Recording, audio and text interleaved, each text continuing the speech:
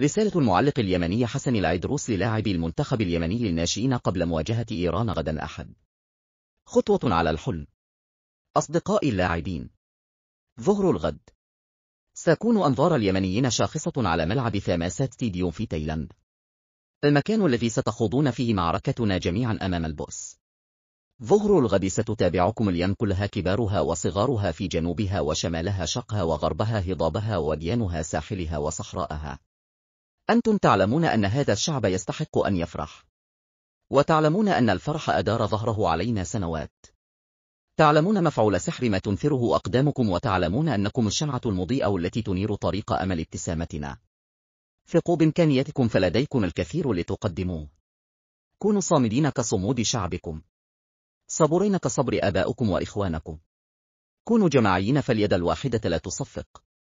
كونوا أقوياء فوق الملعب.